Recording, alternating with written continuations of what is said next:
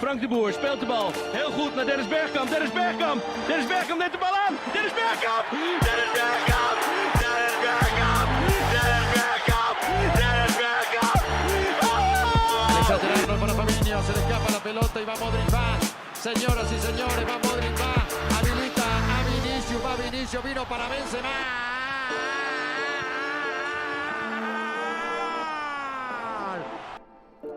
C'est parti pour le 3e épisode du Ventre Mou. Ça faisait longtemps, on vous avait manqué, ça c'est sûr. Aujourd'hui, un menu assez chargé en actu, encore une fois. On va parler un petit peu de ce qui s'est passé ce week-end en Ligue 1. On va parler du tirage au sort, on va faire du débat intemporel, on va faire du zapping, du prono. Franchement, il y a de quoi faire pour ce 3e épisode. Je suis en compagnie d'Aurélien comme d'habitude. Comment ça va ? Bah, ça va très bien, ouais, belle semaine. Moi je trouve qu'il y a plein de choses qui sont passées, donc c'est coolos quoi. Ouais, une belle semaine aussi pour les Aiglons qui ont bien commencé. Todibo Super. en tête de liste. Beau Todibo, oui, on en reparlera. Voilà, bon bah écoutez, c'est parti pour le 3e épisode du Ventre Mou. C'est parti pour le premier débat du jour sur, mesdames, messieurs, oui, nous allons en parler. Nous n'en avions pas parlé pendant les premiers épisodes sur l'Olympique lyonnais qui a gagné ce vendredi 1-0 à Monaco. Ça faisait longtemps qu'ils n'avaient pas gagné. Bah oui, d'ailleurs, pour revenir sur le fait qu'on n'en avait pas parlé, c'était un peu une sorte de déni de ta part, qui préférait oublier plutôt qu'aborder ce sujet horrible. Ouais. Mais oui.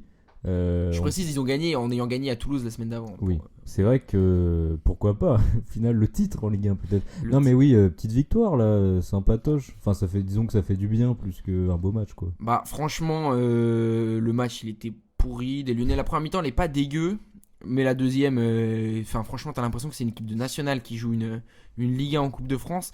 Les mecs, ils sont en défense toute la deuxième mi-temps. Ils avancent plus alors que la première mi-temps n'était pas si mauvaise. Et t'as ce but en fin de match. Quand même, parlons du but. Maitland Niles qui donne à Kadewere, qui redonne à Maitland Niles, qui centre pour Jeffinho. Faut quand même se dire, franchement, Pierre Sage, il a fait un coaching de zinzin. Franchement, on va en parler plus longuement de quel est son avenir, lui, à la tête de Lyon. Est-ce que ça va être du court terme, moyen terme ou pas ? Mais franchement, sur ce match-là, oui, certes, c'est une victoire moche, c'est un braquage, faut dire les termes, mais on a vu tellement de fois des équipes comme ça pousser comme Monaco l'a fait, et au final, l'équipe, elle craque et Monaco va gagner le match. Là, ils le perdent.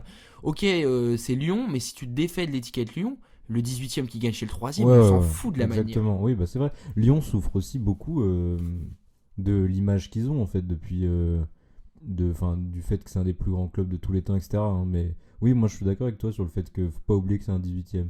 Et autre truc sur lequel j'aimerais insister, c'est que pour moi, avoir des victoires avec l'effectif que Lyon a, et voir des mecs justement comme tu as cité, comme Kadewere, être décisifs, je sais pas si on se rend compte à quel point c'est un truc de fou quand même.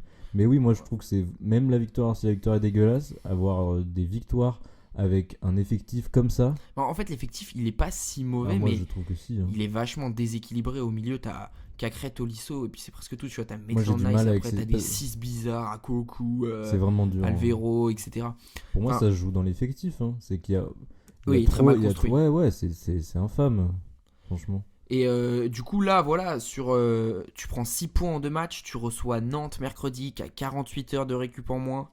Là, Sage, il avait jusqu'à Noël. Franchement, je commence à croire qu'il faut le laisser jusqu'à la fin de saison, parce que, en tout cas, pour moi, tu peux pas le débarquer là maintenant, alors que ça se passe bien que le vestiaire, qui est sur 2 victoires. Là, tu peux pas casser la dynamique, c'est impossible. Donc, t'es obligé de lui laisser une chance, en fait, dans tous les cas. Ouais. Après, je pense que tactiquement, tu vois, c'est quand même assez limité. Il n'y avait pas vraiment de solution. Le but, il est magnifique, mais il arrive un peu comme ça par hasard. Voilà, mais on a vu des joueurs qui célébraient. Alors ça, petit aparté sur la célébration du but. T'as les remplaçants qui envahissent la pelouse. On a la 85e, c'est pas la 95e. Ils envahissent la pelouse, tout le monde s'embrasse, c'est à deux doigts, tout le monde, les joueurs, ils sont en train de pleurer et tout. Heureusement que tu prends pas un but derrière, parce qu'alors là, c'est chaud pour toi. Mais, à contrario, après le but, moi je pensais qu'ils allaient être en souffrance de pas possible. Limite, ils souffraient moins qu'avant le but. O'Brien qui met des dégagements en touche magnifiques, des tacs de zinzin et tout. Monaco, aucun caractère, franchement. Mais moi, je sais pas, j'aimerais bien parler vite fait de Monaco. Même si en réalité là c'est une plutôt bonne saison sur le papier, moi je vois quand même une sorte de fin de cycle pour cette équipe parce que je trouve que Ouais, elle était bien, hein, franchement, sur ce début de saison à 18h. Il fait du bon boulot. Pour moi, je pense qu'il y a un Monaco avec Golovin et un Monaco sans Golovin. Là, tu Ouais. vois, Golovin, il est pas là. Tu sens que c'est chaud. Le Camara, il se bat bien. Zakaria, enfin, le milieu, il est pas mauvais, mais franchement, Minamino, il avait commencé en boulet de canon, là, c'est ouais, pas dingue. c'est vrai que Balogun, il nous fait une Colomwani. On en parlera peut-être un peu après. ouais. Oui, mais bon, même quand Ben Yedder il est rentré, ça a pas tant fait la différence que ça. Bon, Lopez était chaud hein, sur sa ligne. Il a été critiqué depuis le début de saison. Là, franchement, c'était très très propre. En tout cas, là, je pense qu'ils sont vraiment dans une optique de maintien. C'est bien, il le faut. Et ils ont joué comme une équipe qui joue le maintien. Et ils ont gagné comme une équipe qui joue le maintien. Faut savoir le dire quand c'est pas bien, mais là, c'est une victoire. Maintenant, faut voir le positif. aller chercher quand même du renfort au moment du mercato. Ah, ça, c'est indéniable. Et puis même, hormis le fait que dans le jeu, ça aidera, il y a un truc qui pourrait les aider mentalement. Dire que la direction s'en fout pas complètement de l'effectif, etc. Qui sont conscients qu'il faut du renfort. Je pense que c'est un beau message. Ouais. Et en plus que ça les aiderait de fait, parce que ça manque trop de choses dans cet effectif. Alors au niveau du mercato, il y a quand même, entre là les noms qui ont été annoncés récemment, complètement irréalisables. Faut voir qui va être recruté dans les faits. Ils cherchent des milieux de terrain, un ailier et peut-être un défenseur. Il y a 2 mecs qui vont arriver de Botafogo, un gardien et un défenseur central. Il pourrait y avoir 2 joueurs qui font le chemin inverse, c'est Jeffinho et Henrique. Autant Jeffinho je peux comprendre, autant Henrique, franchement moi je trouve ça dommage. C'est un mec qui a l'amour du maillot, qui donne tout sur le terrain. Ça serait dommage de s'en séparer. En tout cas oui, il va falloir faire ce mercato. Il y a un organigramme qui commence à se construire assez intéressant. Je dis pas qu'on voit la lumière au bout du tunnel, quand même pas. Mais il y a des lueurs d'espoir, quoi. Ouais, c'est ce que je dirais aussi, ouais. Parce que, bon, moi je les vois pas descendre, mais attention, hein, ça reste très fragile. Là, Ouais, ils étaient c'est 16e ça qui est fou. vendredi soir. Pour rien vous cacher, il est dimanche après-midi quand on est en train de tourner ce podcast. Ce soir, ils peuvent être 18e. Il faudrait que Clermont batte Marseille. Ça paraît assez improbable. Ouais. Mais voilà. Comme c'était improbable que Lyon gagne face à C'est Monaco, fragile. d'une Mais certaine manière. franchement, pour le coup, mercredi, ils jouent gros. Autant contre Monaco, on aurait compris qu'ils perdent, autant contre Nantes, là, à domicile, avec 48 heures de plus de récup, il faut absolument Ouais, gagner. on attend depuis le début de la saison une vraie relance en fait. Tu vois qu'il y a eu 1 ou 2 victoires à chaque fois. On pensait que c'était enfin parti. Enfin, on n'était pas non plus certain, hein, mais là, je pense que c'est le vrai tournant à prendre, quoi. Tu sors Ouais. t'as une victoire super dure. Bah, il À faut être Toulouse, capable à Toulouse, tu de- gagnes 3-0, mais d'y c'est aller. pas très abouti non plus, quoi. Non, il faut finir sur une série de 3 victoires et pas un nul 0-0 pourri, hein. Ouais, bah écoute, le mercredi, historiquement, ça réussit pas très bien, les mercredis de Ligue 1. J'ai le souvenir qu'à chaque fois, on perdait, enfin Lyon perdait. Contre Brest, contre Lorient, etc. Là, t'es à domicile, tu vas avoir un public qui va être vraiment derrière toi. Le public a rien lâché. Il y a eu des moments de tension, etc. avec l'équipe, mais le public a toujours été là. Même sur les derniers matchs, t'es à 40 000 d'affluence presque. Alors oui, le stade il paraît vide, mais 40 000 Oh non, pour un ouais, 18e ouais. de Ligue 1, il n'y a pas beaucoup de clubs qui le feraient, hein. Voilà, bon, Marseille il le ferait, Paris je sais pas, la situation est très peu imaginable. Marseille le ferait avec tout le monde qui part à la mi-temps quand même, hein, en cas de défaite, Ouais. si je peux me permettre. Aussi. Voilà, donc des nouvelles très encourageantes pour Lyon, avec deux belles victoires, 2 victoires importantes. Mine de rien, t'es qu'à 10 points de l'Europe. Bon, c'est bien sûr une blague, hein. Enfin, c'est pas vraiment une blague, mais Lyon joue pas l'Europe. C'est pour dire Non. que vraiment t'es dans un classement qui est très resserré vers le bas, très resserré vers le haut aussi. Donc 2 victoires, tu peux gagner 5 places, mais 2 défaites, tu peux en perdre 5 aussi. À voir, les vacances de Noël vont faire du bien quand même, et puis il va falloir suivre ce mercato. Alors je crois pas au nom Benrahma, Aguerd qui ont été annoncés. Plus peut-être sur Ramzani, il me semble qu'il s'appelle, qui joue en Belgique, a été annoncé au poste d'ailier. Il y avait du Moses Simon aussi dans les tuyaux. Pourquoi pas, il faut disons corriger les manquements de cet effectif. Pas juste recruter, il faut aussi vendre. Cherki, il faudrait faire un dossier entier. Je trouve qu'on est un peu dur avec lui quand même si En tout cas, pas maintenant. il est décevant. Je pense pas qu'il faut se précipiter. Après du là, tout. s'il y a 20 millions sur la table, il part, hein. Mais ça, moi je le vends à 20 millions. Ah ouais, bah on pourrait peut-être en parler plus longuement, mais moi je suis pas spécialement d'accord. Mais Bah écoute, ce sera l'occasion d'un ouais, prochain débat. je pense. Voilà, on referme la page lyonnaise. On espère ne pas en reparler. Ça serait plutôt bon. Ou alors en bien. Oui, ou en bien, mais dans les prochaines semaines, si on en reparle, c'est qu'ils ont perdu contre Pontarlier en Coupe de France. Donc, ça serait bien sûr une mauvaise nouvelle pour eux. On passe à la rubrique suivante. C'est parti pour le zapping. Aujourd'hui, plusieurs infos que j'ai à te proposer. Soit tu matches, soit tu zappes. Si on zappe tous les deux, on n'en parle pas.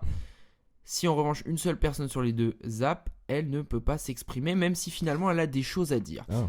Alors la première information du jour, le premier thème, c'est Nice qui n'avance plus. Tu matches ou tu zappes? Bon, on va matcher vite fait. Allez, ouais. sans surprise, en tant que Niçois, tu matches. Ouais. Nice qui s'est encore incliné hier, défaite 3-1 face au Havre. Qu'est-ce que tu peux nous dire rapidement sur ce match? Je peux parler du match direct pour l'avoir vu. Du coup, c'est un match pourri en fait de Nice, tout simplement. Il y a rien qui marchait en fait. On ajoute à ça Todibo qui se prend son rouge. Mais en gros, si je peux arriver direct à... Moi, ça m'inquiète pas du tout. Dans le sens où je trouve que quand un match est à ce point-là raté en fait par tout le monde, pour moi, c'est pas un truc qui va forcément être répété au prochain match. Tu vois, quand un truc est trop une erreur commune, etc. Pour moi, c'est juste un mauvais match, tu vois. Et Ouais, j'ai pas vu, si tu veux, des inquiétudes qui, pour moi, pourraient devenir des vrais problèmes dans le temps, en fait. C'est un match pourri. Mais moi, après, on verra. Hein, peut-être que c'est vraiment un annonciateur d'une énorme chute, etc. Mais quand un match est à ce point-là raté, en fait, c'est une erreur. C'est une erreur, tu vois, qui va... Ouais, je vois. Qui est genre un mauvais match, quoi. Là, j'ai la fiche de Nice. Si on remonte, alors on va remonter loin, on va remonter à la victoire 3-2 contre le PSG. Ils gagnent 3-2 au Parc, c'est une dinguerie. Ils avaient commencé par 3 nuls et après ils avaient gagné à Strasbourg. Ils mettent 1-0 à Nice, clean sheet. 0-0 contre Brest, clean sheet. Ils gagnent 1-0 à Metz, clean sheet. C'est ça. Ils reçoivent Marseille 1-0, clean sheet. Ils vont à Clermont, clean sheet. Donc là, ça veut dire qu'ils sont sur 5 clean sheets d'affilée. Ils en rajoutent un contre Rennes, victoire de 0, un contre Montpellier, 0-0, un contre contre Toulouse, pardon, 0-0. Donc là, les mecs, ils font 8 clean sheets d'affilée. Et là, sur les 3 derniers matchs, tu perds à Nantes 1-0, sans briller. Tu gagnes à Reims 2-1, mais t'as franchement pas été impressionnant. Heureusement que Laborde, il met un banger de but. Et tu perds 3-1 face au Havre. Je sais pas, moi, pour tout vous dire, j'ai pas vu le match. J'ai suivi quand même un peu. Apparemment, ce qui s'est dit, c'est que tu as plus la même, sur les derniers matchs, la même solidité défensive. Et du coup, tu t'exposes beaucoup plus en étant obligé d'attaquer. Enfin, franchement, le Havre, c'est pas impressionnant. Non, mais c'est sûr que là, ce qui a fait notre saison, c'est la défense. Même tu regardes juste les stats, comme tu as dit. Mais après, il y a un problème. C'est la charnière repose peut-être quand tu entres de plus en plus dans la saison sur Todibo. Parce que Qui prend un rouge débile d'ailleurs. Dante, il a bientôt 40 balais, s'il les a pas dépassés. Je crois qu'il les a, ouais. Enfin, pour moi, c'est assez évident que si tu veux, déjà, ça c'est ce qui s'est ressenti la saison dernière, c'est que il commence très bien parce que physiquement, il tient encore, mais si tu veux, plus la saison avance, plus le mec est à la traîne défensivement, etc. La saison dernière, on a eu un Todibo, mais monstrueux, quoi. C'était vraiment exceptionnel parce qu'il devait littéralement rattraper les erreurs des autres. Là, le problème, c'est que Dante, et je pense que c'est la même chose qui lui arrive. Peut-être que ce qui est bien, c'est que quand la trêve va arriver, il va avoir une sorte de pause et peut-être qu'il va repartir très bien après. Mais le problème, c'est que là, Todibo hier fait le con, et donc t'as personne derrière pour jouer en central, Voilà, si ce n'est Ndachimie qui peut jouer, mais c'est même pas son vrai poste. Non, c'est ça. Mais est-ce que t'as pas peur un peu que Nice, entre guillemets, rentre dans le rang où justement le début de saison était un peu trop... Enfin, ils ont surperformé par rapport à leur vraie capacité, et que là, maintenant, ils vont devenir plus une équipe ranking 6-8 en Ligue 1, tu vois. Moi, je sais pas, je suis super optimiste parce que j'ai pas vu, tu vois, une sorte de fougue improbable au début de la saison. J'ai vu un tel contrôle, en fait, qui pour moi est depuis, tu vois, vraiment inculqué dans l'équipe, etc. C'est pour ça que je vois plus ce qui se passe dans les 3 derniers matchs comme une mauvaise passe qu'un truc qui va se perpétrer après la trêve, tu vois. Ok, c'est un peu du. Moi, je suis un peu plus inquiet que toi. Après, on va voir. Là, c'est sûr que la trêve de Noël, elle va rebattre les cartes. Après, si tu connais mieux l'effectif que moi, est-ce qu'il n'y a pas beaucoup de mecs susceptibles d'aller à la CAN c'est en février, je crois. Pas tant que ça. Au final, on a En fait, on a des bons joueurs qui vont y aller, mais qui jouent pas. Je veux dire, Boanini, il va sûrement y aller. On perd Bonga, peut-être. Je sais C'est pas. sûr, même, non? Avec, la Côte Susceptible de jouer, il y aurait Youssef Attal avec l'Algérie éventuellement, mais bon, Youssef, on joue sans lui, là. il est jamais là. Ouais, Bonani et Boudaoui pour l'Algérie éventuellement qui pourraient être sélectionnés. Namadi Chile, Le peut-être Burundi pas. pour Ndiachimie, je crois ils sont pas qualifiés le Burundi. Non. Tu vois, en fait, c'est Et pas tant si que tu ça. peux perdre Boga et Mofi quand même. Hein. Oui, Boga, pardon. Et Mofi, tu vois, ça fait. Après, ça va être le lot de beaucoup d'équipes de Ligue 1 hein, parce que mine de C'est rien, ça, il y a une c'est une forte période tendance vers dure. l'Afrique, mais Mais pour moi, en fait, offensivement, c'est pas. Enfin, on peut s'en sortir. Boga, c'est vrai qu'il a eu des bons flashs, en fait. Mais offensivement, je suis vraiment pas inquiet parce que, comme on joue pas exceptionnellement un jeu offensif exceptionnel, des mecs comme Laborde qui vont rester, etc. Pourquoi pas. Après, là, on a un problème qui nous suit depuis tous les ans dès qu'on fait une belle saison, c'est qu'on a un banc pourri en fait. ouais, ça manque de Qui fait profondeur. que c'est sûr que dès qu'il y a un problème, je parlais de Dante pour l'âge, comme tu as dit pour les cannes, quand il y a un trou, il y a un vrai trou. Après, si on arrive à assurer défensivement, je pense qu'on peut autant jouer sur la contre-attaque sans Mofi et Boga, moins bien, mais pour quand même tenir. Je suis assez sûr de ça.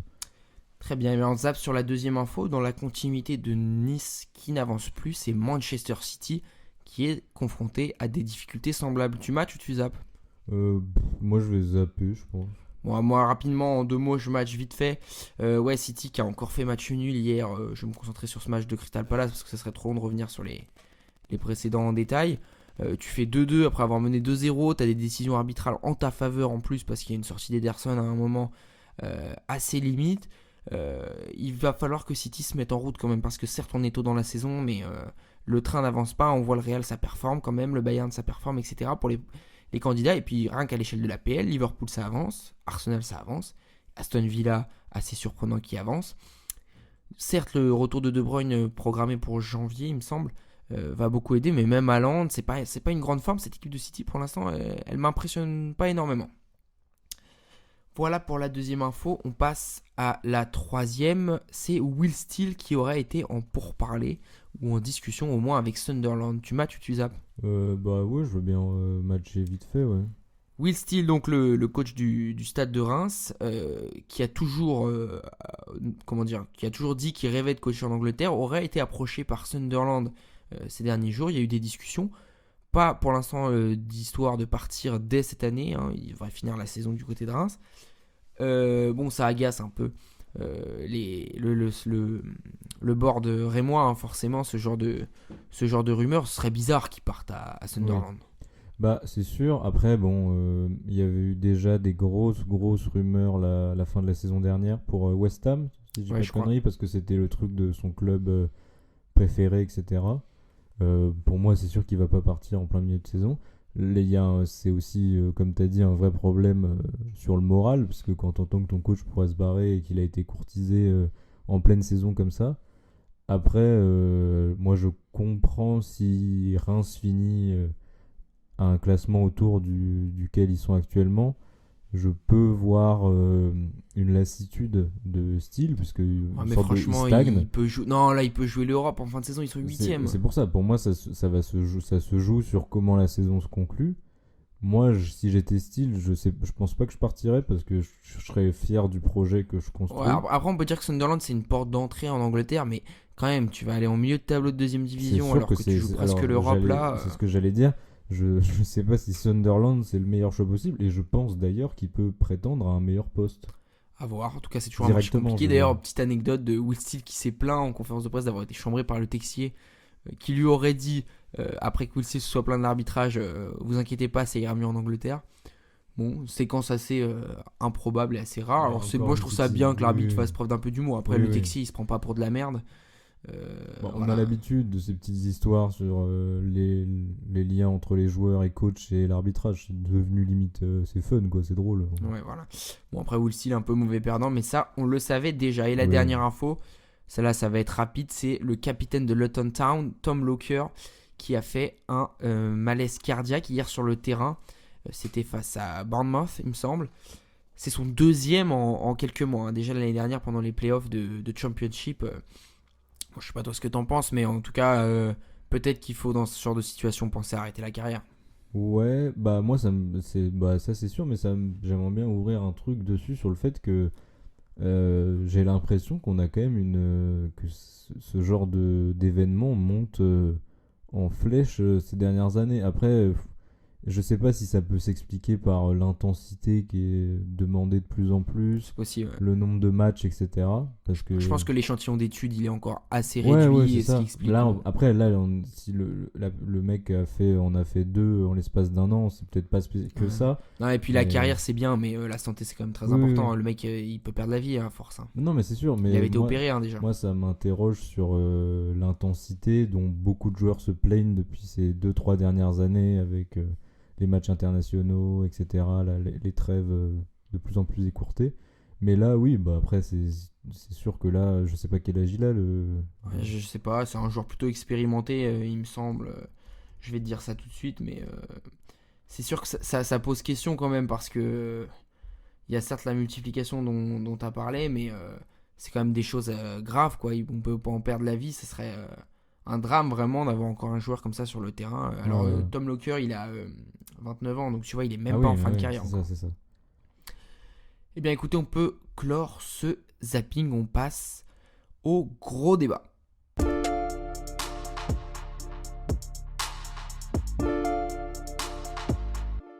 Le gros débat du jour, c'est un sujet intemporel, un sujet de réflexion.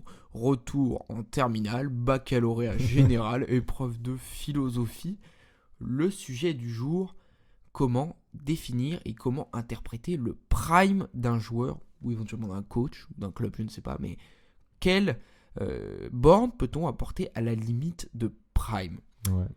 Alors pour introduire un peu le sujet, pour mettre un petit peu d'épices dans cette présentation, hein, donc le prime, pour le définir, c'est une période sur un intervalle de temps donné pendant laquelle un joueur serait à son meilleur niveau, à sa meilleure forme, et qui donc serait un élément de comparaison quand tu compares deux joueurs. Hein, par exemple, il y a le très célèbre Özil Prime, ou encore le débat autour de quel est le prime de Messi.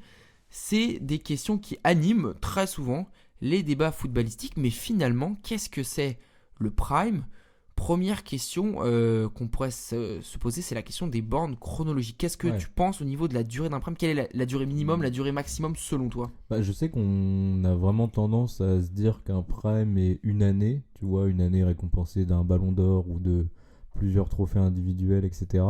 Mais moi, j'ai vraiment tendance à vraiment élargir le truc. C'est-à-dire que moi, j'ai pas de problème à vraiment séquencer le truc en périodes beaucoup plus larges. Genre, pour moi, un joueur, il a une période où on le découvre, il a une ascension, il atteint un niveau excellent, et pour moi, le prime peut durer de ce niveau-là jusqu'à le moment où il commence à vraiment baisser en niveau Donc, à cause de l'âge ou de la Est-ce que blessure. pour toi, on peut considérer qu'un joueur il va avoir un prime de 3 mois ? Est-ce que c'est parce que moi j'ai vraiment cette question et je pense que déjà chaque situation est différente.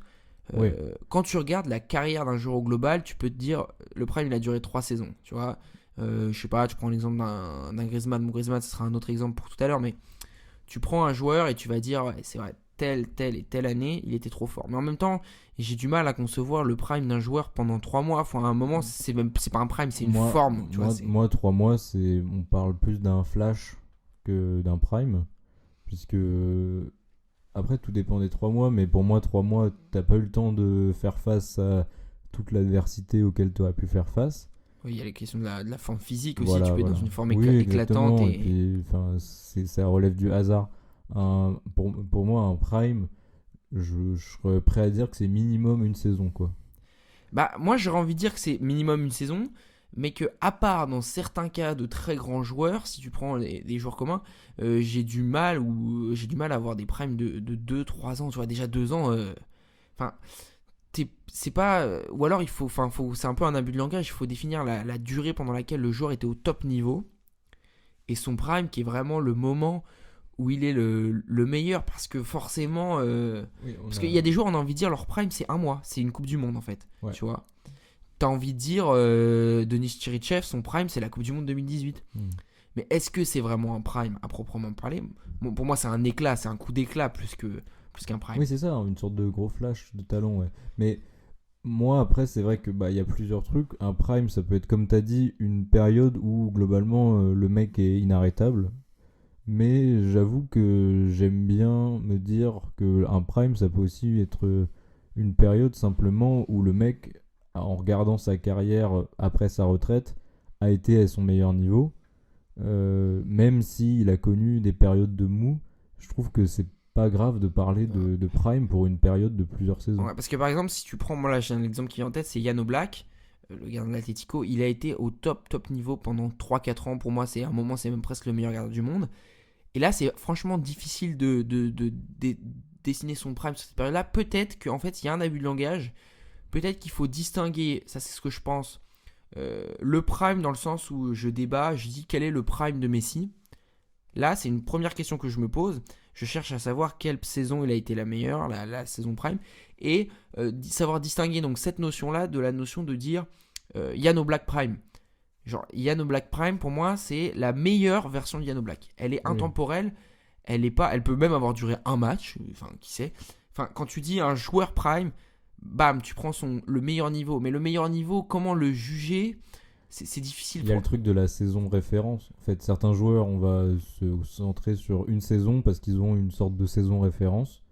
Et d'autres, comme Oblak, s'illustrent par leur régularité pendant plusieurs périodes. Je pense à un Van Dijk, on parle souvent de la saison 2019, mais pour moi, le prime de Van Dijk, il peut s'étendre de 2018 à 2020, où il commence vraiment à être de moins en moins bon. Forcément. Même Ou, si je veux dire, moi, je trouve Ramos, que par c'est exemple, débat. il y a peut-être un truc aussi de poste. C'est que un poste offensif, ça va être plus simple d'illustrer son prime sur une saison sur des au stats. vu des stats. Voilà. Ou c'est plus simple, Ouais, là, je suis c'est d'accord plus avec toi. compliqué pour un gardien ou un défenseur ou un milieu. Je veux dire, N'Golo Kanté, par exemple, on peut peut-être plus facilement parler d'un prime de 3-4 ans que d'une saison précise. Ouais, mais c'est vrai. Alors, moi, je pense vraiment qu'il faut distinguer le prime d'un joueur avec ce joueur prime.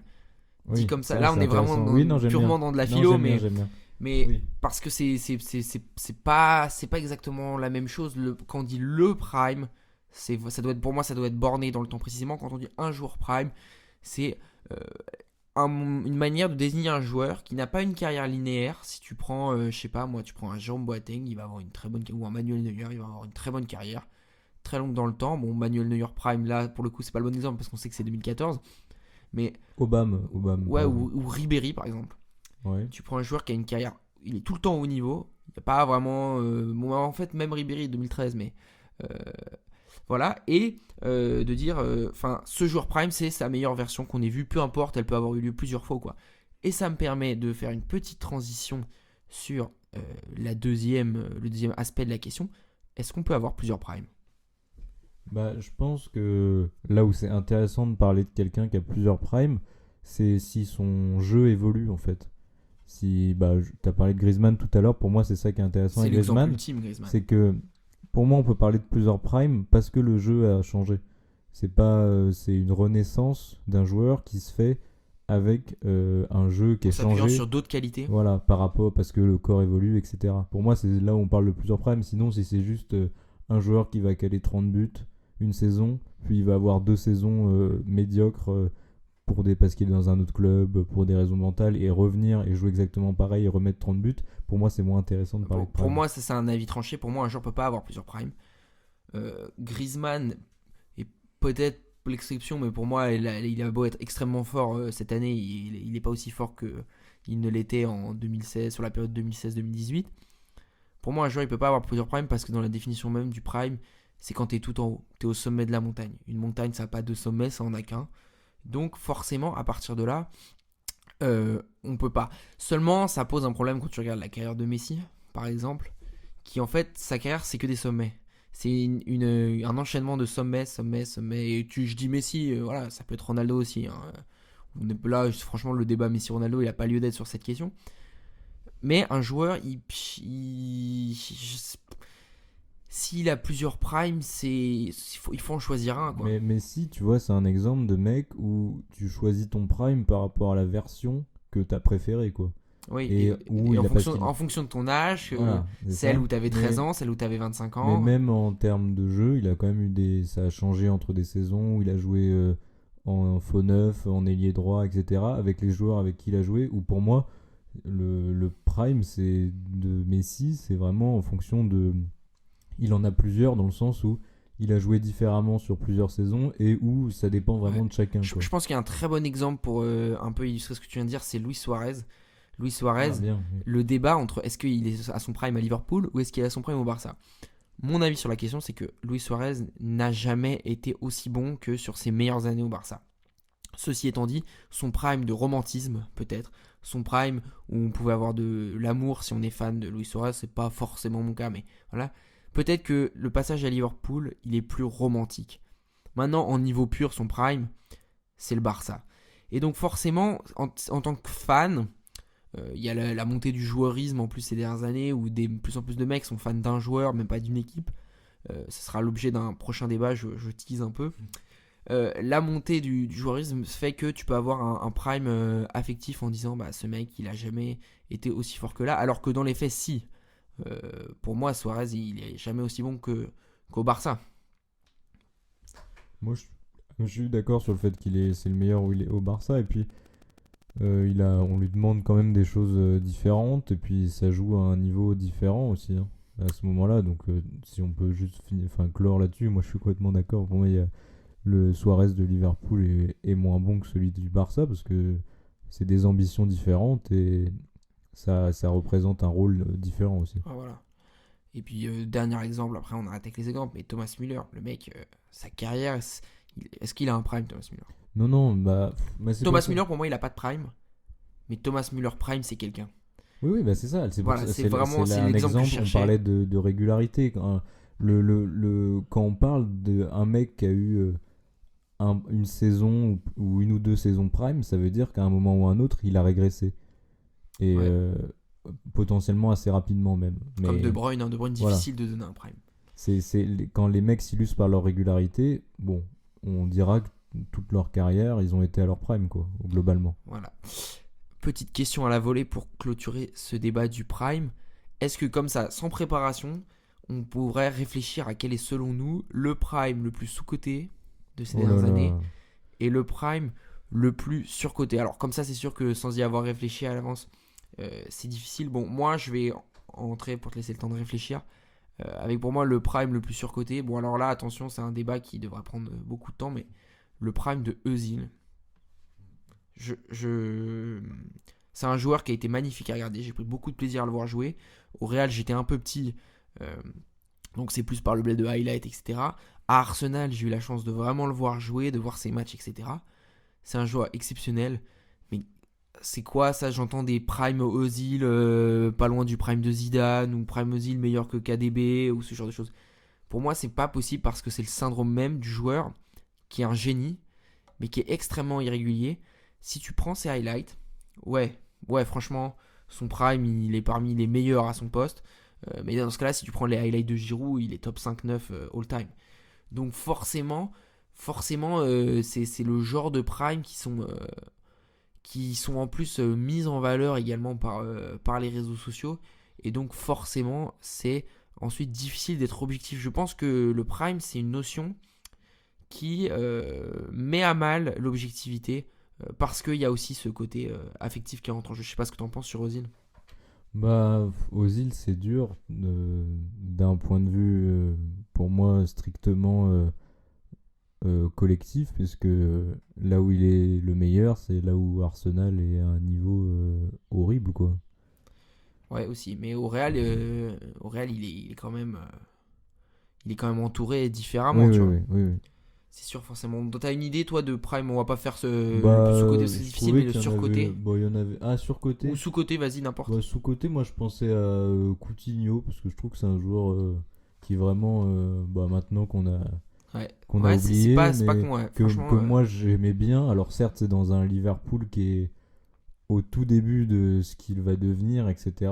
Mais Coutinho à son prime, il était genre Impressionnant, fabuleux et ouais. super. Bon, le problème, c'est que on l'a oublié parce que Salah, Mané sont devenus les joueurs qui sont devenus, et puis surtout il a coûté tellement cher au Barça et ça a été tellement un échec que voilà. Mais je trouve que c'est un joueur qui vraiment, exemple d'un mec on peut parler d'un Coutinho prime Ouais, parce qu'il a connu, sur sa meilleure saison, c'est quelqu'un. parce qu'il a connu une chute de folie, quoi. C'est là aussi où on a tendance à parler d'un joueur prime, c'est que il a connu après une chute pas possible, quoi. Ouais. Donc voilà. Un Le prime- Barça faiseur de chute. Ah bah c'est ça. Certains bah, s'en sont relevés comme Griezmann, d'autres non un comme. prime surcoté, j'y pense maintenant parce que je l'ai dit comme ça, mais James Rodriguez. Oh purée, je suis 100% d'accord. Franchement. Bah voilà quoi, c'est-à-dire que c'est quand même porté par une Coupe du Monde. Ouais, et après au Real, il a jamais. C'est très dur, ouais. Il a jamais. C'est dommage. Et je sais que c'est un joueur dont on parle rarement négativement parce que c'est un joueur beau à regarder. C'est un joueur qui est vraiment apprécié. Il y a une sorte de poésie avec la Coupe du Monde 2014 où on est la génération qui a grandi avec cette Coupe du Monde, donc qui a été émerveillée et tout face à son Ouais, jeu. mais Mais on peut pas dans parler la, de dans la prime. lignée, alors là par contre c'est beaucoup plus source de débat. Peut-être toi le premier tu vas m'incendier et c'est une vraie possibilité. Mais pour moi, un des primes les plus surcotés c'est Gareth Bale. Je m'explique, Gareth Bale a été un très très bon joueur. Mais pour moi Gareth Bale n'a jamais été un grand joueur. Ça a été un très très bon joueur. SO Samuel Eto'o pour la petite phrase. Mais Gareth Bale, même dans ses meilleures années, il n'est pas titulaire tout le temps, c'est pas le premier nom qu'on met sur la compo, etc. Et pourtant tout le monde va te dire Bale Prime, Bale Prime, Bale Prime. Mais parce qu'il a. Et j'arrive pas moi à le conceptualiser homme Bale qui a- Prime. J'ai regardé ses stats, j'ai refait ses lignes de match. C'est et un tout. homme qui a marqué par déjà des actions légendaires. Voilà, Ça, c'est important. je suis d'accord. Mais donc c'est pas pour moi Et- une action. Par contre, sur la définition du temps, une action ne peut pas être considérée comme un Mais prime. alors justement, et le problème, c'est que c'est un homme qui s'est illustré dans les grands matchs, mais qui a été tellement fébrile sur des saisons complètes que c'est compliqué de fixer un prime. Parce que certes, on peut fixer un prime d'une demi-finale de Ligue des Champions à une finale de Ligue des Champions où il a été très bon, ce qui est arrivé plusieurs fois. Mais là où je saurais même pas fixer réellement un prime de Bale, c'est que il a vraiment jamais fait deux périodes où il a été Ouais, et puis incontestablement super fort. attention au romantisme. Ah bah, Les mecs qui évidemment. vont dire le prime de Bale pardon, c'est à Tottenham. Les gars, Non, mais ça c'est ça c'est le côté ça, oui c'est je suis du un vrai ancien. romantisme, ça c'est sûr. Voilà. Et hop, on finit, on clôt. Mais Le si prime maintenant, de là, la San Plea je te- peut-être. je te pose une petite question. Tu préfères, attention là on est dans un autre registre, tu préfères avoir toute une carrière à 6 sur 10 en gros et avoir 2 ans à 10 sur 10 Ouais. ou alors avoir toute une carrière à 8 sur 10 sans Oh, baisse, sans hausse. C'est compliqué. C'est compliqué hein. Je sais pas, j'aurais envie de prendre la carrière à 8 sur 10 parce que avoir une carrière Jérémy à 8 Mathieu. sur... Non, je rigole. Wow. Non, mais c'est vrai que dans ma tête, une carrière à 8 sur 10 dans le même club, faites-toi une légende Ouais, du club. dans le même club ou pas, peu importe. Faites-toi c'est- une légende du club. Alors que pour moi, une carrière à 6 sur 10 avec 2 éclairs à 10 sur 10, faites-toi une déception dans le monde ça, du foot. ça dépend à quel moment sont les 10 sur 10. Oui, non, mais après, peut-être que si tu prends S'ils ta sont en retraite fin de après, carrière, mais j'avoue que ça fait un peu, comme on dit, c'est soit une déception, soit un what if. Non, moi, dans tous les cas, j'aime pas. Je trouve que c'est cool. Un 8 sur 10 complet, c'est un truc. Je sais pas, pour moi, Müller, c'est un 8 sur 10 complet, si je peux me permettre. Mais... Pour moi, c'est un, Schweinsteiger. pour moi, c'est un enfin. 9 sur 10, Müller. Mais Oui, ça, oui. on part. Donc, tu vois, le prime, Non, mais mine de c'est rien, ça super fait dur, quand même mais c'est beaucoup parler. intéressant, Hein. oui, Ça c'est fait beaucoup intéressant, parler. c'est C'est intéressant. intéressant. Eh bien, écoutez, on clôt cette page du prime. Ça va sûrement faire réagir. Mais en même temps, c'est un peu le but de ce genre de débat. Et on passe donc à la dernière rubrique du jour qui va être une petite preview sur le tirage au sort qui aura lieu demain si on arrive à poster ce soir. Nul, Germain. Nul, sale nul, espèce de maïs. Nul par grand mythe. Dernière rubrique de cet épisode 3 du Ventre Mou, on va faire une preview des tirages au sort de Coupe d'Europe qui auront lieu demain midi. La Ligue des Champions à midi, la Ligue Europa à 13h et la Ligue Europa Conférence à 14h. excellent. Il a bien suivi, en même temps, vous pouvez deviner. Alors, les chapeaux, vite fait en Ligue des Champions, je vous les donne. Chapeau 1, premier de groupe, Bayern Munich, Arsenal, Real Madrid, Real Sociedad, Atlético Madrid, FC Barcelone, Borussia Dortmund, Manchester City. Il y a du lourd cette année. Globalement, la hiérarchie a été respectée. Hein. Des fois, on avait des chapeaux 2 qui valaient les chapeaux 1. Cette année, non.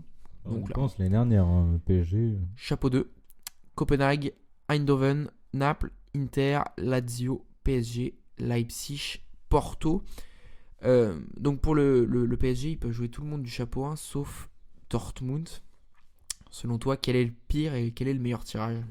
Le pire, Je sais qu'il y a des gens qui disent Barcelone, mais je suis pas d'accord. Le pire. Ouais, non, ouais. ils disent Barcelone pour le meilleur. Oui, le meilleur, pardon. Ah oui, moi là j'allais dire le meilleur, mais je suis pas d'accord. Moi je pense que ça reste la Real Sociedad, Ouais, je assez pense aussi. simplement, parce qu'ils ont une question d'expérience et de À ne pas profondeur sous-côté pour d'effectif. autant. Non, bien sûr, mais PSG Sociedad, voilà, je pense que le PSG je passe. pense que le Barcelone a des individualités qui peuvent faire tourner un match. La Sociedad, je sais pas, je suis même sûr que non, mais pourquoi pas s'ils chopent quelqu'un d'autre, Ah, ils mais sont le PSG gagnerait. Sinon, le pire sur qui ils peuvent tomber, bah, je dirais que malgré le fait que City soit en mauvaise forme, à ce moment-là de l'année, ils étaient deuxième. Ouais, moi là pour le coup, je suis pas vraiment d'accord avec toi. Autant pour le truc de la Real Sociedad, oui, je suis d'accord. Je pense que les deux autres plus abordables, c'est l'Atlético et le Barça. L'Atlético, ça reste Oui. tout à fait jouable. Même Arsenal dans une moindre mesure, parce qu'Arsenal en PL est quand même meilleur qu'en Ligue des Champions pour l'instant, mais ça sera très difficile. Après, il y a un autre voilà, club dangereux. entre City, le Bayern et le Real, Voilà. franchement, Voilà. je sais pas qui prendre. Les trois sont très forts, même s'ils sont pas forcément à leur meilleur niveau en ce moment. Oui, mais Ça serait très compliqué dans tous les cas. oui, En se mais déplaçant parce au que retour. c'est des équipes qui connaissent profondément ce tournoi et qui savent quoi faire, quoi. Et sinon, C'est sûr. en dehors du PSG, parce que bon, on a vite fait le tour, dans le chapeau 2, pour les équipes du chapeau 1, franchement, l'équipe la plus abordable, bien sûr, c'est Copenhague sur le papier. Mais comme la Real Sociedad, c'est pas des matchs gagnés d'avance. Après, en revanche, je vois pas Copenhague aller en quart. Dans le chapeau 2, c'est l'épouvantail, c'est le PSG. Mais l'Inter Milan, t'as pas envie de tirer, quoi. T'as pas envie de tirer Paris, t'as pas envie de tirer Milan. Parce qu'encore une fois, Milan, l'année dernière, fait une saison pourrie. Hein, et personne les voit aller où ils vont. Donc, encore Ouais, une en fois, championnat, c'est- tu veux dire. Parce qu'ils vont Oui, Ligue des oui, Champions oui, au c'est final. ce que tu je vois. dis, justement. Mais Ouais. mais moi, je me rappelle, même des huitièmes aux demi-finales, c'est constamment les outsiders, l'Inter Milan l'année Ouais, dernière. et pourtant, Donc voilà, c'est sûr que en fait quand tu as la possibilité, quand tu as fini premier de ton groupe, ce qui est sûr c'est que tu veux pas avoir l'Inter Milan quand tu ouais, aurais pu avoir moi je Copenhague pense ou que Eindhoven. dans le chapeau 2, il faut mieux prendre la Lazio. Et peut-être le PSV, je sais pas, le PSV. Après, j'aimerais bien que le PSV sorte pour le coefficient. UEFA, d'ailleurs, on est passé devant les Pays-Bas, ça y est. Ça a confirmé encore sur les phases finales. En ce qui concerne la Ligue Europa, là, on a plus de clubs français impliqués. Donc, il y en a Et plus 4. de clubs français 4 qui barragistes, vont parce qu'en fait, perdre. il n'y en a aucun qui a été capable de finir premier de son groupe. Donc, ça fait les 3, Rennes, Toulouse, Marseille. À qui on ajoute Lens, qui est passé par donc, la 3ème place de Ligue des Champions. En Ligue Europa, pour vous donner rapidement, ceux qui sont déjà qualifiés pour les 8e, c'est l'Atalanta, Brighton, Leverkusen, Liverpool, les Rangers, le Slavia Prague, Villarreal et West Ham. Et donc les playoffs vont confronter les équipes reversées de Ligue des Champions sont Benfica, Braga, Feyenoord, Shakhtar, Galatasaray, Lens, Milan et les Young Boys. Tandis que les équipes de Ligue Europa sont Karabag, Rennes, Roma, Fribourg, Sparta Prague, Sporting, Toulouse, Marseille. Lens n'a que 5 adversaires potentiels parce qu'ils ne peuvent pas jouer les 3 clubs français. Pour Lens, tu me dis si tu es d'accord. Je pense que de loin, le tirage le plus abordable, c'est Karabag, qui est peut-être l'équipe la plus faible. Il y a Karabag, éventuellement, Fribourg, c'est pas évident, ou le Sparta Prague. Allez, Karabag ou Sparta Prague. Ouais. En revanche, si tu tires la Roma, ou alors Fribourg, ou le Sporting, c'est dur Oui. quand même. Bah oui, parce que c'est des. Encore une fois, pour moi, ça joue beaucoup à l'expérience des clubs. Et vraiment, pour moi, la Roma et le Shakhtar, c'est quelque chose. Parce que c'est des équipes qui connaissent vraiment le truc. La Roma particulièrement. Et puis même, moi, je trouve que le Shakhtar, même s'ils ont perdu des joueurs, ils ont accroché 1 ou 2 victoires en CL, non ? Ouais, ils ont battu le Barça. Donc c'est une équipe dangereuse. Enfin, c'est toujours pareil, je me dis quand tu as la possibilité d'affronter des équipes vraiment pourries comme on peut voir là, comme Prague, etc. Ouais, c'est pas pourri, mais je vois ce que tu veux dire. Oui, c'est toujours super déstabilisant de te retrouver face à une équipe. Et puis pour beaucoup plus forte. pour les 3 autres clubs français, donc Rennes, Marseille, Toulouse, là en revanche c'est forcément du lourd. Donc ils peuvent pas jouer Lens, mais sinon ils peuvent jouer l'AC Milan, Benfica, je commence par les pires, hein. Braga, ça, ils ont montré des belles choses, le Feyenoord, et après Galatasaray et éventuellement Shakhtar et Young Boys. Ouais. Bah, Rennes, Bon, faut prendre les Young Boys. Rennes, c'est un moyen de sauver leur saison, Tu sais peut-être. qu'il pourrait y avoir une dinguerie parce que les Young Boys, ils ont un sponsor maillot qui leur fait qu'ils n'ont pas le droit d'être transmis à la télévision française. Ah ouais. On n'a vu aucun match de poule des Young Boys, ça veut dire qu'on pourrait avoir genre l'OM qui ne passe pas à la télé. Oh là là. Je sais pas comment ils s'arrangeraient. Ouais. Non, mais moi j'avoue que je vois peut-être des Rennes qui a très faim et qui va loin en Europa Je sais pas. par. Moi, là, sur les 4, si on a sauver 2 cette qui passent, saison, mais c'est je bien. vois- Toulouse, aucun monde y passe. Impossible. Non. Impossible. Et après, les 3 autres, il faut pas qu'il y en ait 2 qui passent. Marseille, il y a une loose en Europe qui leur traîne malheureusement. Mais moi, ça me dérangerait pas du tout de voir Marseille aller plus loin parce que je trouve que c'est ceux qui, sur le papier, avec Lens bien sûr, devraient s'en sortir le mieux. Mais bon. Et au niveau de. Si tu prends aussi les équipes déjà qualifiées, qui est-ce que tu vois aller au bout comme ça à la volée Pour J'ai moi, l'impression que Liverpool a d'autres objectifs. Et donc, je vois, moi, il y a un Leverkusen ouais, qui me saute aux Leverkusen yeux bien quand même. sûr. Sinon, pourquoi pas West Ham? Moi, je les vois plutôt dangereux. Ah. Ils ont fait une finale de Conference League il y a 2 ans. Et peut-être l'AC Milan, s'ils la jouent, ça peut être intéressant. Ou même après les Portugais, hein, Benfica, Sporting, Ouais, Braga, ouais. etc. Mais ouais. Oh. Ouais. Et donc, dernier, un petit mot de la Conference League. Bon, est-ce qu'on a vraiment besoin d'en parler? En fait, non, j'ai envie de dire, parce que Lille est déjà qualifié pour les 8e en ayant Est-ce fini qu'on a des premier. gros clubs Donc, parmi les 24 équipes encore en course, Ouais, voilà. on a Aston Villa qui a fini premier de son groupe. On a la Fiorentina éventuellement. Sinon, c'est pas des grosses équipes, hein, parce qu'à par exemple Fenerbahçe, moi je les ai vus jouer, c'est une catastrophe. Parmi les deuxièmes de groupe, comme nom, on a Francfort quand même, le Dynamo Zagreb éventuellement.